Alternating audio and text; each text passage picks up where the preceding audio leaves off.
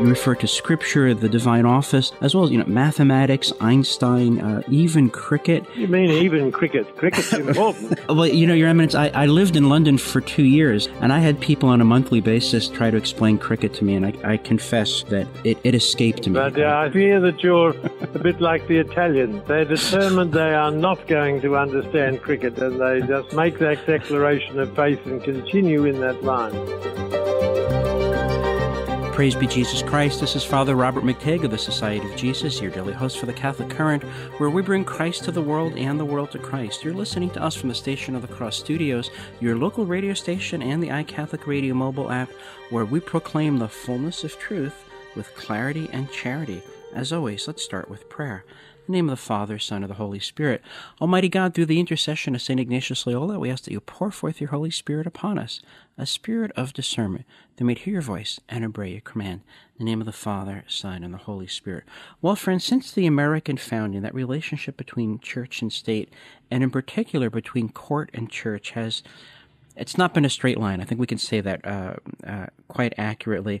There's been a recent Supreme Court decision regarding religious institutions and foster care that I want to discuss and use that as an opportunity to talk about what's been taking place in the national courts and the courts at the federal level and how it affects religious institutions.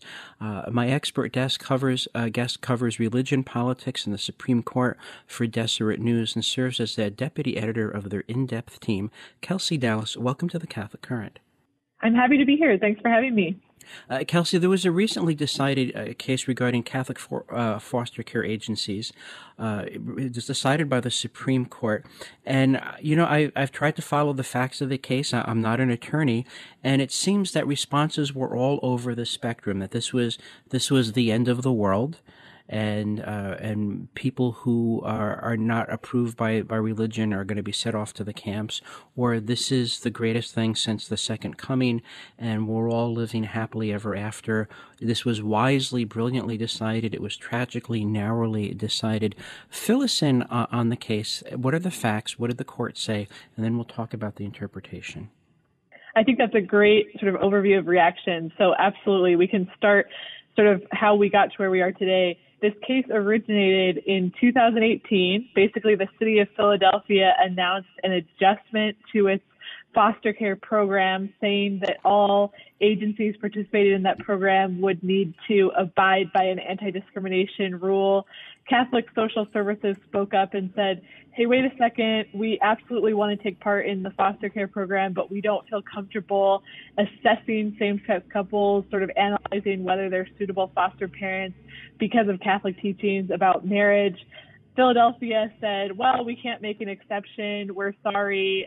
We're just not comfortable bending the rules here on the anti-discrimination. And so eventually the resulting legal case made it all the way to the Supreme Court this year. And so what the Supreme Court was asked to decide was whether Philadelphia had a right to shut out Catholic social services or whether that anti-discrimination law should have a religious accommodation that says a Catholic foster care agency can participate in the system without having to accept sort of instructions to assess same-sex couples, basically whether a Catholic agency could continue to abide by its beliefs. And so the ruling that we have from the Supreme Court this month is that Philadelphia does need to offer a religious accommodation, that basically the law it has in place is not so sacrosanct that it cannot bend in some cases to make exceptions for certain agencies. And basically the ruling is not quite as broad as a lot of people expected it would be. The Supreme Court, basically everyone thought was going to rule in favor of Catholic social services. And so the question was, what type of ruling would it hand down? Would it dramatically redefine religious freedom protections and sort of offer a stronger approach to religious freedom moving forward? And it didn't do that. It was pretty specific to what happened in Philadelphia and said, in this case, the anti-discrimination law has the opportunity of exceptions for other purposes, and so it needs to have religious exceptions. And it does offer some clarity in other types of First Amendment cases, but it just isn't the sweeping adjustment to religious freedom that some people expected. And that's why you see some conservatives being frustrated with this decision, even though it is an important win for Catholic conservatives. Well, my understanding was that Justice Alito had said that he thought it was unduly decided but it was narrowly decided, and that narrowness was unduly narrow, and it was primarily procedural.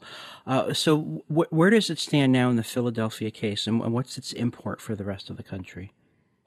So Philadelphia will now have to offer that accommodation to this Catholic foster care agency, meaning that the Catholic foster care agency will once again be able to fully participate in the system and continue serving families and children, and have a right to not work with same-sex couples, at least in terms of assessing their suitability to be foster parents.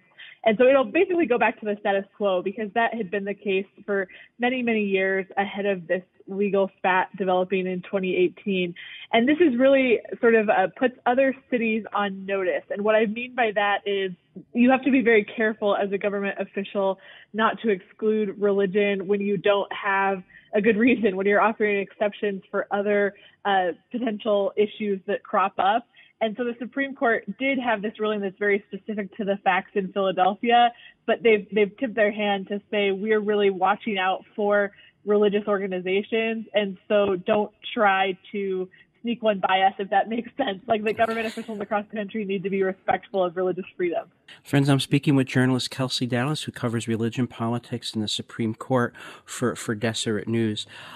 Kelsey, this is what concerns me. I've been a university professor for a long time, a cleric for half my life, teaching medical ethics, and it seems to me that there's an inclination to not have to make a strong argument for our positions. We can just say conscience clause, and that's our magical get out of jail free card. And my concern with conscience clause, it's a lot like someone in an abusive domestic relationship getting a restraining order. It only works as long as everyone believes in the piece of paper. Do you have any sense of religious communities think that conscience clauses are just buying them time in a culture that is becoming progressively hostile to them? Or do you think that religious communities can breathe easily? The First Amendment is always going to be there for us. I do think that there is strong historic support for religious freedom protection. Although in the years to come, those will come under increasing protection or pressure, because there still isn't a definitive answer that says when a LGBTQ non-discrimination law with absolutely no exceptions comes up against the First Amendment, what wins out? The Supreme Court has sidestepped answering that direct question. But I think it's very interesting what you bring up, because there are several religious freedom advocates from a variety of faith traditions that are asking that same question, that says, stop relying on the legal system to protect us. What should we do instead? Or what should we do in addition to filing these important lawsuits? And basically what the folks I spoke to that came from the evangelical Christian world were trying to say was, as we make these legal arguments, we need to also be educating the public about our beliefs. We need to help them understand what it means to be a dedicated Christian and what we believe the Bible tells us about these issues like marriage. And they basically said that some church leaders have stopped doing that. They've basically said, we'll just have our attorneys handle this in the court. We're not going to worry about engaging anyone beyond our congregation. And so I think there's a movement to do exactly what you hope faith communities would be doing, which is sharing their teachings with the world to try to build understanding in addition to winning legal cases. The people who say, we'll just let the lawyers handle that, do they give an explanation for that strategy? Well, I don't mean to put words in their mouth, but if I had to guess, it's just feeling very defeated. If you look at religion research out there, we have growing disaffiliation, the rise of the so-called religious nuns, people who don't formally identify with a faith group anymore. And it just feels like the church is losing its place in society. And there's folks that want to sort of hunker down and protect what they can instead of trying to wage some bold battle to win people back for God. They're sort of saying, what can we do to protect the congregation we still have, instead of what can we do to bring more people to church or fill the pews up again. Oh, okay. See, I want to draw an analogy here. Catholic churches were very, very much affected by the COVID interruption. And now that things are starting to loosen up around the country, even in the People's Republic of California, the question among Catholics is, are people going to come back to church? And that's a fair question. And I understand why it's being raised, especially by people who have to hand out the basket to pay the bills. But I think there's the larger question of, are we going out to bring people in? Are we stepping out to invite people? My sense of where religious communities stand now is that if you're in maintenance mode, you're going to wither and die. We're living in a culture that doesn't facilitate the growth of Christian communities, that doesn't facilitate virtue. And there are a lot of very obvious, apparent, attractive rewards or blandishments, if you will, that would pay off people to forsake religious commitment, to forsake Christ, and just to fit in, if not belong, at least to fit in. And one of the things that I want to do with the Catholic Current and the Station of the Cross is to say, if you're loyal to Christ, you're really not going to fit in. You're always going to have enemies. And we have truths and values and virtues and people worth fighting for and worth defending. And where Christian communities are strong, civilization flourishes. That would take us a little bit farther afield, but I think you have a sense of where I'm heading. In the next segment, we're going to ask Kelsey Dallas, is the Supreme Court, or the federal courts, friends of religion and religious communities? Remember, our rallying cry here at the Catholic Current is Christus Mundo, Mundus Christo, bringing Christ to the world and the world to Christ. We do it because our Lord says so, for the greater glory of God, the love of our neighbor, and the salvation of our own soul. After the broadcast today, go to thestationofthecross.com, get our resources list, download our audio as podcast. Everything you need to keep the conversation going among your family and friends we give to you. Together, let's take it around the world. We'll be right back. Stay with us.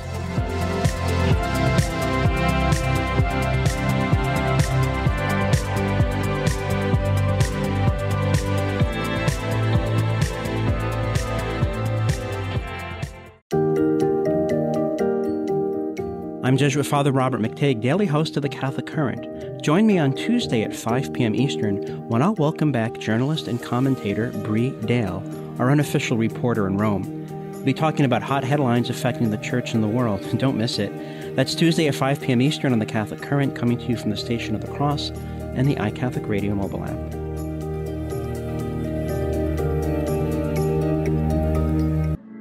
You're listening to the Catholic Current with Father Robert McTighe from the Station of the Cross Catholic Media Network. Stay connected with the show, our guests and topics, by following the show on Twitter and Gab. Just search for The Catholic Current. Praise be Jesus Christ. This is Father Robert McTighe of the Society of Jesus, your daily host for the Catholic Current, where we bring Christ to the world and the world to Christ. You're listening to us from the Station of the Cross Studios, your local radio station, and the iCatholic Radio mobile app, where we proclaim the fullness of truth with clarity and charity. We're talking about religious freedoms and federal courts. My expert guest today is Kelsey Dallas.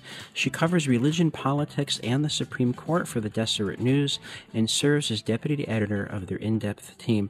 Kelsey, there was a time when, the First Amendment was considered sacrosanct, more or less unambiguous, and it was freedom of religion, freedom of exercise of religion.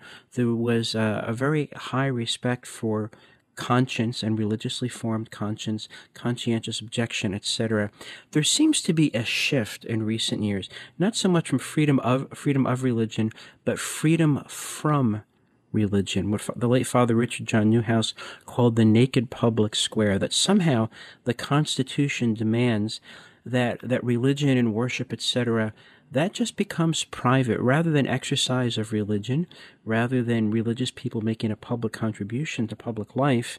It's, well, you just do that in private, do that behind closed doors. Do that in churches, unless, of course, the governor decides there's a health emergency. Then you're out of luck. Have you noticed that trend too? Yes, I think I know what you're describing, and I think it's a reaction to a couple different forces. So one is just that data is telling us that, especially young people these days, there's a large share of folks who have either never attended church or who have left church and now don't identify with a faith group. And so basically there are a larger number of people, including people in positions of power in the government, who just aren't really familiar with what it means to be a person of faith, if that makes sense. That they sort of assume that to be religious means to have these important beliefs, but that maybe they're not that beliefs that carry out into the world with you, that they don't sort of affect your behavior besides on Sunday morning or Saturday or just whatever your Sabbath is. And so there's maybe just more religious illiteracy, religious confusion, that folks don't understand that it's important to have religious freedom protections that carry out into the public square. And then the other factor is just there's new debates and new clashes today over issues like LGBTQ rights that you wouldn't have seen in the past, that made people reconsider, particularly in the liberal world, the Democratic Party, how far religious freedom can go in order to continue protecting these other civil rights. And so it's sort of a perfect storm of conflict happening right now that's really putting new types of pressure on faith groups. I'm also concerned, too, because there seems to be a reason to attribute bad motives to Christians. So, for example, that poor Christian baker in Colorado who's been dragged into court time and time again to bake cakes to support things that are really just morally objectionable to him. And the attribution is the only reason you can possibly not be on board with a secularist agenda, or the only reason you are not celebrating sexual pluralism, we'll call it that because it's a family-friendly show. You can only possibly be motivated by hate. And if you respond in religious terms, well, that just means you're fundamentally irrational, and we all need to grow up and move on. And so my concern is that the cultural life and the civic life and the academic life that are fomenting that sort of animosity towards public religious life, eventually people from that environment are going to end up on the federal bench. And then, for lack of a better term, mischief will happen. Is my concern misplaced? No, I think it's fair because as I said, there's more Americans today who aren't active in a faith community. They don't know what it means to have these beliefs that must guide every decision you make throughout your life, throughout your day. And so it stems from a place of confusion. And then depending on the types of interactions or cases that someone hears about, it might come to a place of real anger or dismissal where you come in contact with a person of faith and think that they're a threat in some way just by being a person of faith.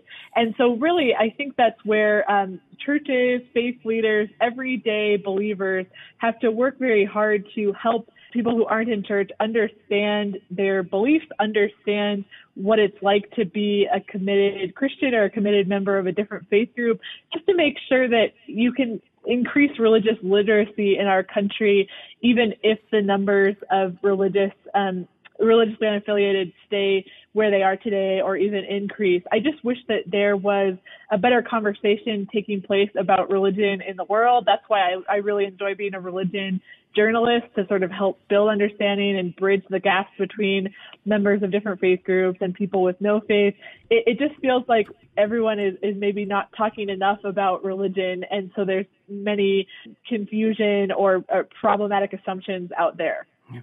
Friends, I'm speaking with Kelsey Dallas. She covers religion, politics, and the Supreme Court for Deseret News and serves as deputy editor of their in-depth team. Kelsey, I agree with you. There's an awful lot of religious illiteracy in public discourse. Sadly, even among people who claim to be religious, there can be hostility, there can be misunderstanding, and there can be ugliness. How do we begin to correct that? What's the first step? I think it's really a step to take in all areas of our political life where partisanship, where tension, where even hatred is becoming more common. And that's just to encourage conversations between people with very different life experiences. Something as simple as small talk about the work I do as a religion reporter, I actually hope leads someone to be sympathetic to views that they don't believe in, because it's just understanding someone's perspective that's different than yours. I'm a big fan of people of faith just being willing to share their beliefs and put them out there and say, hey, you don't have to believe this too, or you don't have to accept this, but here's my perspective. I think that Jack Phillips, a baker in Colorado that's faced seemingly unending legal crises, I hope that he's been doing that work in his ongoing media appearances related to his lawsuits, just to talk about what he believes and to reiterate that he's not looking to attack the LGBT community. He's just looking to live according to his faith. I know that it can get discouraging if people don't believe his perspective, but he does need to keep sharing it in hopes that he can at least a few listeners. Right. I mean, I've listened to interviews with him. I mean, he's not an angry, spit-fleckled man. He's not suggesting violence against anyone. He's not talking about people being rounded up in camps. What do you think is driving the animosity towards religious communities in the public sphere these days? Well, at the fear of saying confusion too much, I do think that's a huge factor, is just someone who is very supportive of the gay or transgender community doesn't understand how someone might not be, other than that they are a hateful person, or like you said, almost an extremist, and they just aren't taking the time to step back and say, oh, wait, this church has taught this for many years, and it makes sense that this person who attends that church would believe these things, and it doesn't come from a place of hate. So anyway, that's all to say that there's a lot of confusion that needs to be corrected. But the other thing is, you have to remember that if a gay couple walks into a Catholic foster care agency, for example, and is told by that agency, oh, we're not really comfortable working with you, but we can set you up with a different agency. Here's a recommendation. That might all turn out well in the end, but there is a moment of embarrassment or pain or shame that's just very hard to get over. There's just sort of these clashes that come from living in a pluralistic country that are unavoidable, and in that sense will always be something we have to deal with. And so any frustration with that Catholic foster care agency, it may stem from that moment of humiliation or embarrassment. And so some people say we need to do away with moments like that by forcing that Catholic agency to change its beliefs. Or, people can read the ingredients. I was a 3-time alumnus of the Catholic University of America, and my mentor, who was an agnostic Jew, said he liked teaching there because it says right there on the sign what it is. It reminds me of there was a law school organization at a prominent self-identified Catholic university that was demanding that the law school pay for everyone's contraception, and someone said, well, you are at a Catholic school. And she said, well, yes, of course, but I didn't think it was that kind of Catholic school. So I'm wondering, do people not know, for example, what the church has always taught, that you'd be surprised when you go to foster care? Let's look at it from the other side. I'm looking at it from inside the religious perspective. What are the initiatives being undertaken by the perspective of the secularists to better understand and engage with people of faith? I think that there is an investment in hosting some of these conversations where people who belong to different camps, whether that means different faith groups or one atheist, one Catholic, just to sort of facilitate conversations. And that has been made possible in part because of the pandemic, where all of us are on virtual meetings all the time. It becomes a little more acceptable for someone to spend an evening chatting virtually with someone totally different than themselves. And so I think that there's a lot of promise, although you're really only getting it one person at a time when you help host those conversations, or maybe two people at a time. Right. And so I think that there is an effort to just facilitate new types of friendships or connections or partnerships where leaders of more secular groups are saying, hey, people of faith, but we want to build important partnerships with people of faith. Right. Dave Morrison of Blue Collar Logic, who's been on this show a few times, he's part of an organization, I think it's called Our Better Angels, where people who, at least from political points of view, are on very different parts of the spectrum, they just sit down and have a conversation. and find out that, conservatives don't have two heads, and liberals don't have devil's horns, and Catholics don't run around killing people they disagree with, et cetera, et cetera. So I think that kind of honest, intelligent conversation where we're just curious about what people really believe. I mean, the things that people think that Catholics believe, that the Pope has a big white phone on his desk and periodically he gets phone calls from God. I mean, that's scarcely an exaggeration. So I think that sense of, can we get to understand each other? And sure, oh my goodness, we might disagree. I think there's a way of doing it civilly. Then there are certainly irreconcilable differences. I mean, for example, I will go to my grave insisting that to be a faithful Catholic precludes the possibility of any enthusiasm for abortion. Full stop. And it's not my opinion. It's what Christ has revealed to his church. That having been said, I don't want to be throwing rocks at anyone either. I don't want anyone throwing rocks at me. So one of the reasons I like your work is that I think there's a way of trying to bring about civil discourse so that in our complex, pluralistic society, we might be able to learn how to live together. Friends, when we come back, I'm going to continue my conversation with Kelsey Dallas. She covers religion, politics, and the Supreme Court for Deseret News. We're talking about religion in public life. We're talking about the role of the courts in religious life. In the next segment, we're going to be talking about the decline of religious life in America. What does that mean for us? Does that bode woe or ill? After the broadcast today, go to thestationofthecross.com, get our resources list, download our audio as podcast. Wherever you can find audio, you can find us. Follow us on the channel, write a review. Let's take this around the world. We'll be right back. Stay with us.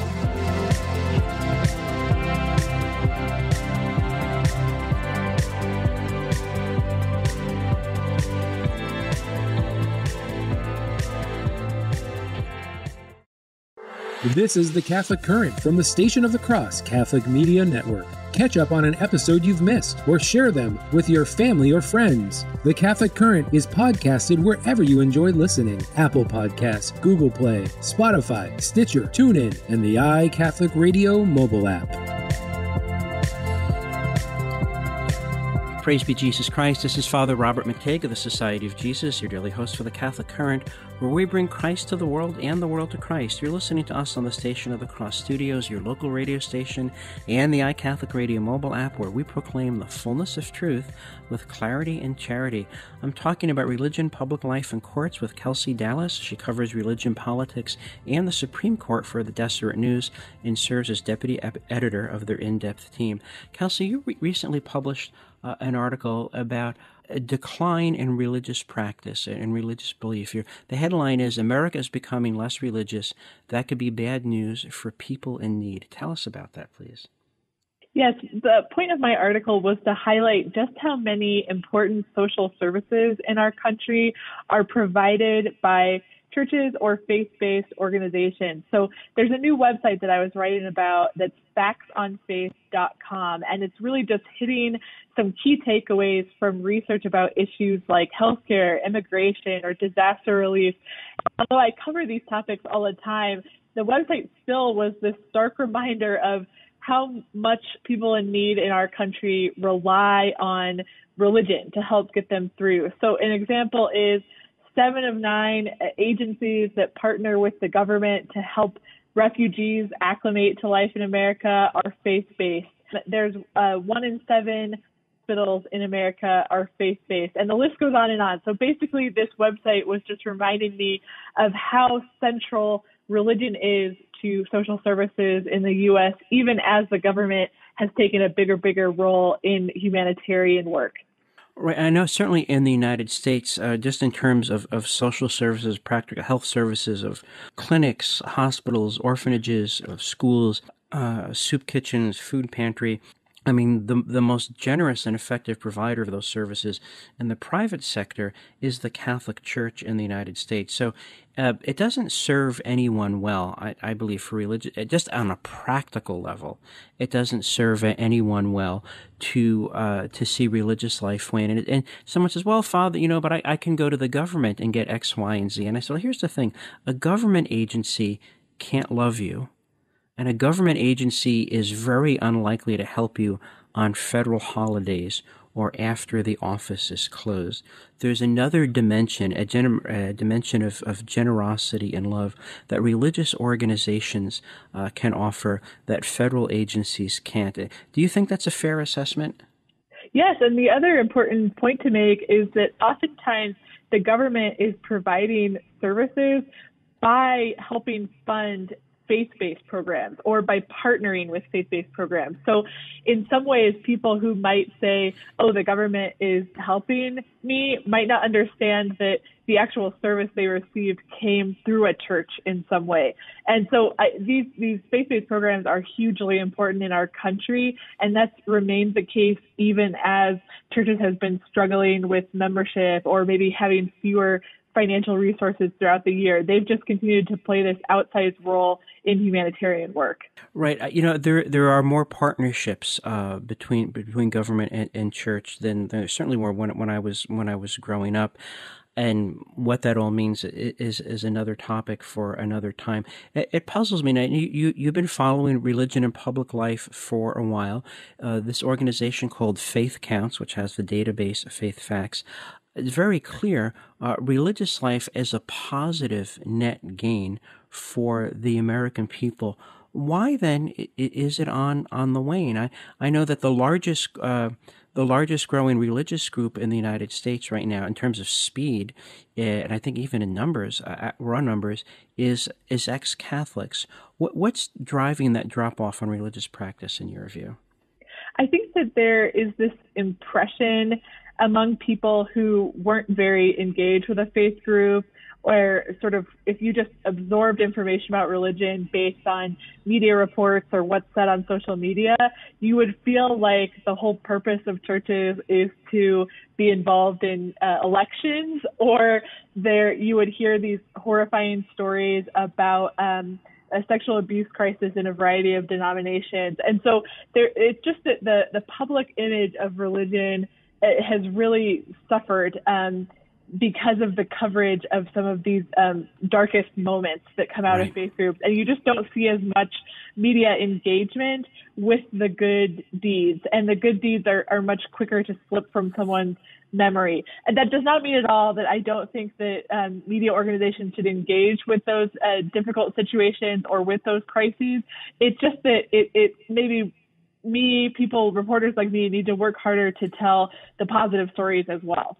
Friends, I'm speaking with Kelsey Dallas. She covers religion, politics, and the Supreme Court for Deseret News and serves as deputy editor of their in-depth team.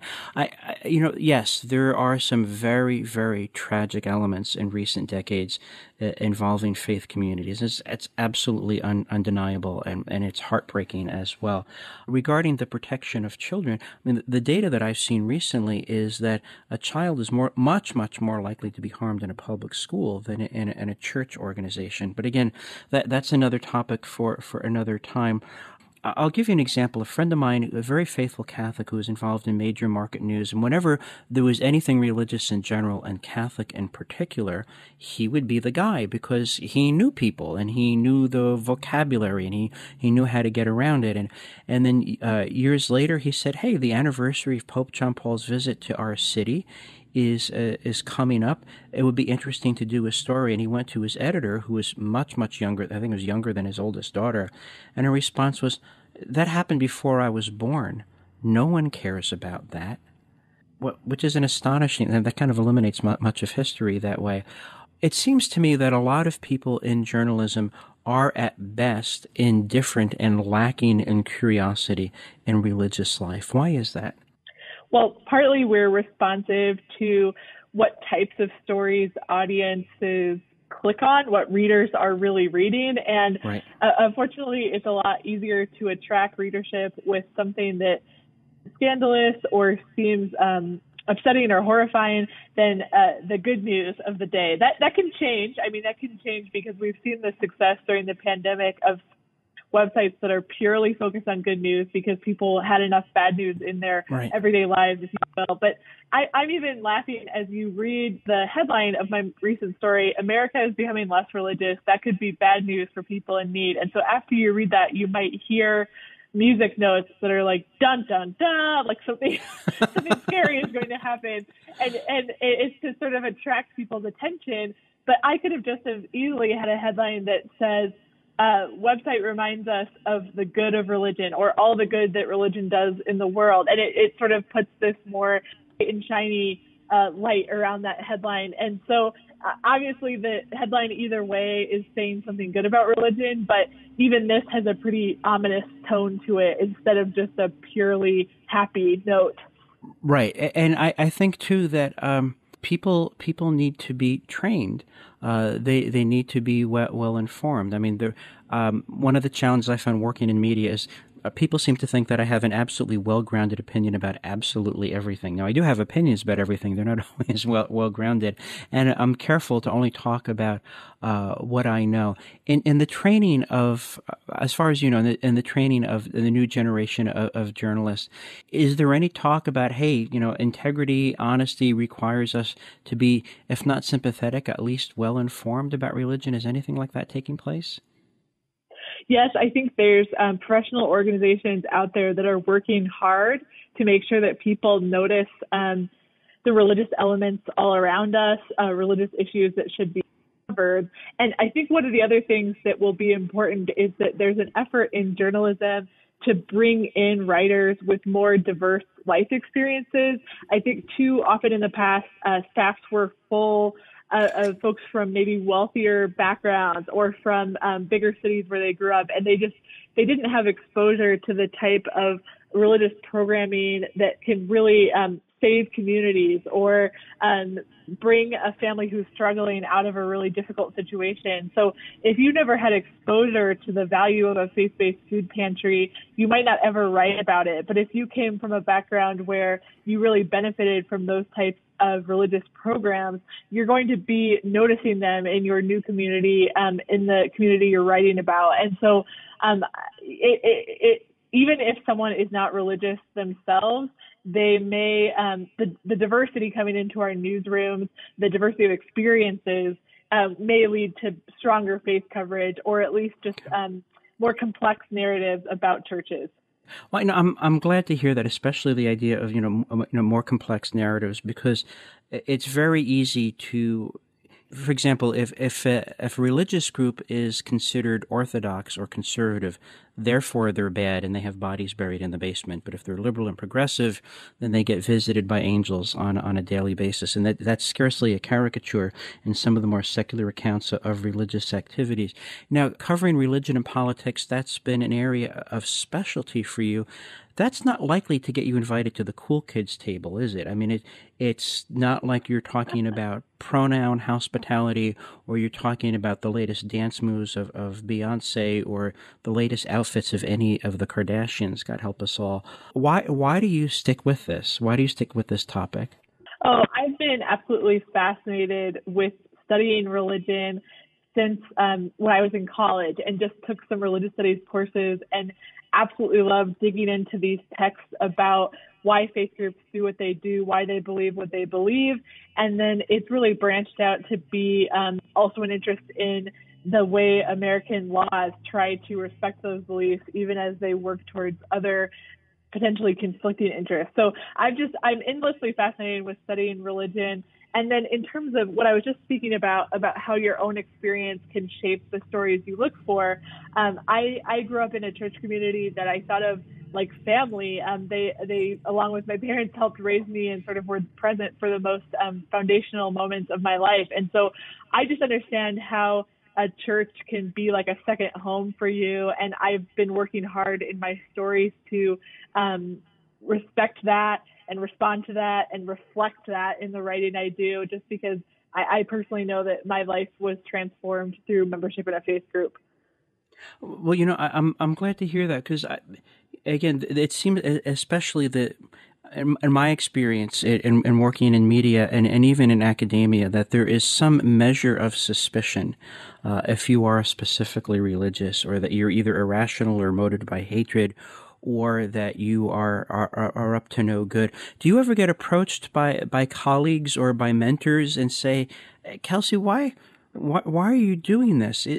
Wouldn't it be more interesting? Wouldn't it be more productive? Wouldn't it advance your career to talk about sports? Or people never get tired of hearing about climate change. Why don't you write about that? How would you respond to that?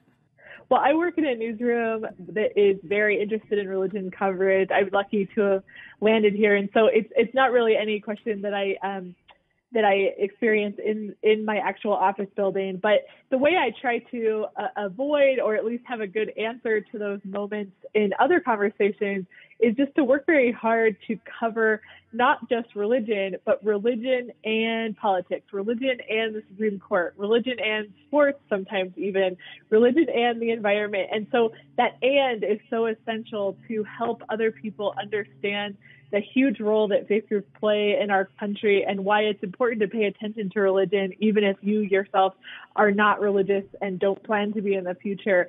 I think that we can't deny that religion is a huge part of the American story. And so all of us benefit when you're at least conversant in religious issues, even if you don't have a spiritual life of your own. Well, that's correct. I know when the European Union was writing the prologue or preface to the European Union Constitution, and they talked about sources of European culture, they made a deliberate choice not to mention Christianity, which is like talking about China and not talking about the emperor. Friends, when we come back, we're going to continue our conversation with Kelsey Dallas, who writes for Deseret News. In the next segment, we're going to talk about her recent article regarding politicians and Holy Communion. It's a controversial topic. After the broadcast today, go to thestationofthecross.com, get our resources, download our audio as podcast. Be part of the conversation. Follow what we're following by following us on Gab. That's GAB.com. Our channel is The Catholic Current. We'll be back in 2 minutes. Stay with us.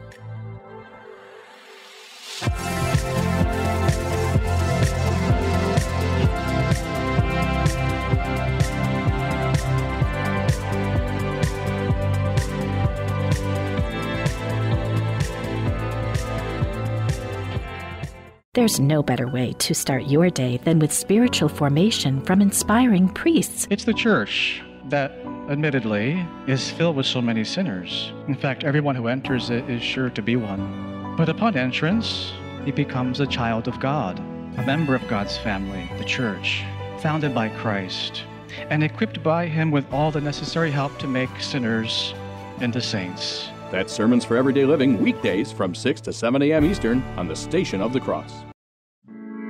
After today's broadcast, go to the Catholic Current show page on thestationofthecross.com for info on today's guests, the show resource links, and to sign up for our weekly email of upcoming shows.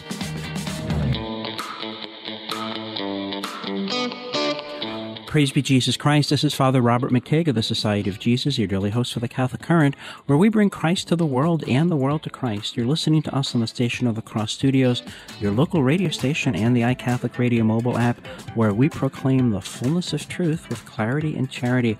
We're talking about religion, and we're talking about politics and courts. Our guest is Kelsey Dallas. She covers religion, politics, and the Supreme Court for the Deseret News and serves as deputy editor of their in-depth team. Kelsey, you recently did an article about a bishop's meeting to discuss distribution of Holy Communion, which is so important to Catholic life, to politicians who are in favor of abortion, not only in theory but also in practice. The bishops have written on this recently. I've published recently on this significantly, and we had an hour-long show that extended into our podcast platform to talk about this. People can't seem to get enough of this. You said between breaks that you're not Catholic yourself. You're certainly a committed Christian. This controversy, how does it look to an outsider who's also a sympathetic outsider? Well, I think that it is endlessly fascinating to non-Catholics as well as Catholics, because as an outsider, you look at what is happening with the bishops, and at least for myself, the first reaction is, geez, do they really want to make President Biden mad when he could be such an important ally? He could be this sympathetic Catholic in the White House that really has a connection to the bishop conference and wants to hear their concerns and work with them on important issues like immigration. But then as I think about it a little bit more, I would say, oh, well, I completely understand where the bishops are coming from. They have this important church teaching that they want to uphold. They might think it's disrespectful that the president has not just supported abortion rights, but even talked about potentially abortion as a human right in a sense, like even taking it a step farther than maybe the Democratic Party would have in the past. And so I just find myself wrestling with what I would do in the bishop's shoes. Would I use this as an opportunity to take a stand on an important moral issue, or would I maybe try to be careful about what I say because I want to stay on the president's good side, if that makes sense? Okay, so what are you hearing from your colleagues in media, especially your secular colleagues? What are they thinking about this controversy among the bishops? Well, I think there's been a lot of efforts to understand how this compares with the church's relationship to President John F. Kennedy, the first Catholic president, and how Kennedy worked very hard to be seen not as a Catholic president, but a president who happens to be Catholic, if that makes sense. That right. He didn't want to be seen as being controlled by the church. And so there's this question among some of my colleagues that is, why do the bishops want to put Biden in this position where he is seen to be bossed around by the church or pressured by the church to vote or act a certain way? And so it's just this source of fascination. Right. And, I can only look at it from the perspective of an insider, and I have my own take on that. As I said, I've had guests talk about it, and I did a whole show on this recently. It seems to me that this is a great teaching opportunity for the Catholic Church, for Christians and non-Christians alike, to say, look, our faith really matters. It's not just a privately held opinion like my favorite ice cream or what's my favorite topping on pizza. It's anchovies if anyone is buying. But this is something true. It's something entrusted to us by God. And what we say and what we do really counts, not only in this life and the next, and that it's actually a great statement of human dignity to say God gives us such a responsibility to know the truth, tell the truth, serve the truth, that we have an obligation to tell people the truth, even when it's hard to accept, even when it's likely to make people, in my position, very unpopular, even if it's going to cost a church institution federal funds. And so I often say to people, if I'm not crazy, what must be true about God? So if Catholics are not crazy, if they're not merely vindictive, if they're not merely weaponizing religion for the sake of political points, which I think is really a very ugly canard, if that's not the case, then I would say, why are you living a belief that is so costly? Tell me more about that. So I would like to see that conversation go forward. And as a religious person in media, I'm willing to carry my weight in that conversation. Can you imagine anyone in your journalistic field, say a non-Catholic Christian or an atheist or someone who's indifferent, be willing to have that conversation with me? I mean, that type of conversation would be valuable because I think that there's been a lot of coverage of the conflict that says this is politically motivated from the bishops. So the bishops are just, maybe they vote Republican and they're not happy with Biden's leadership in general. And so this is a way to respond to that.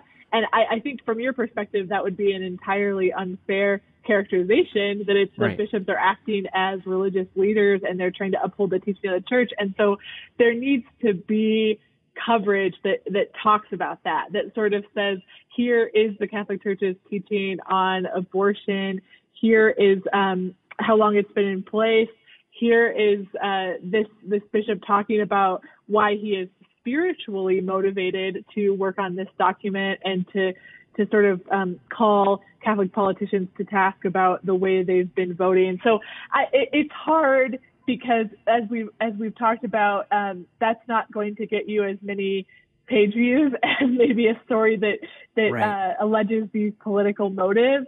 But it is part of a journalist's duty to help build public understanding. And so I think even by having your podcast, hopefully you're connecting with people who need these lessons.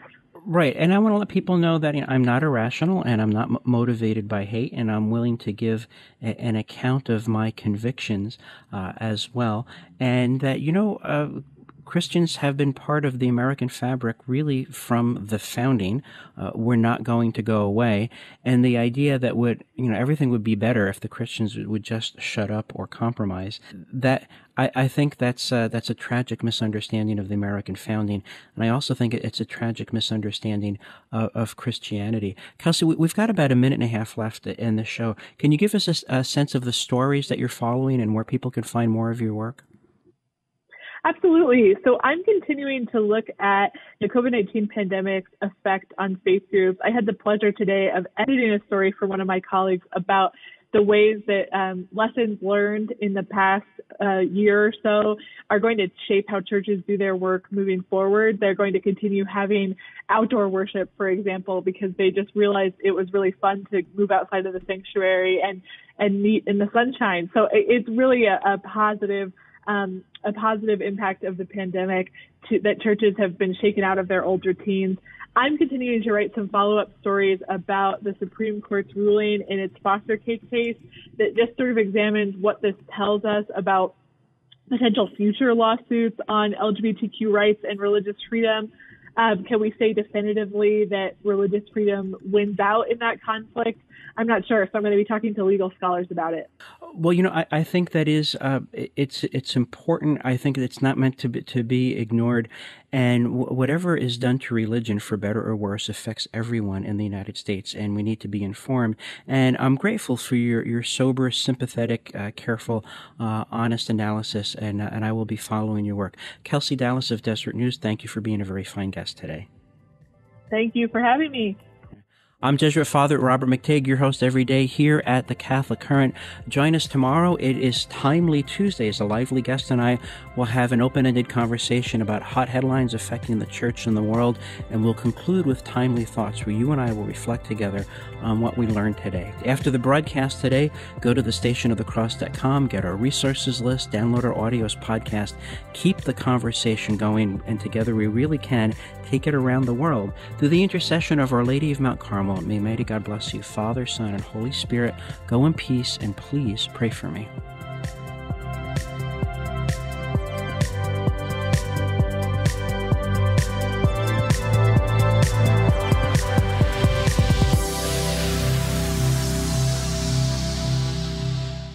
Thank you for listening to this podcast brought to you by thestationofthecross.com, a listener-funded nonprofit organization. If this podcast has helped you in your spiritual journey, please prayerfully consider donating at thestationofthecross.com by calling 1-877-888-6279 or through our free iCatholic Radio mobile app.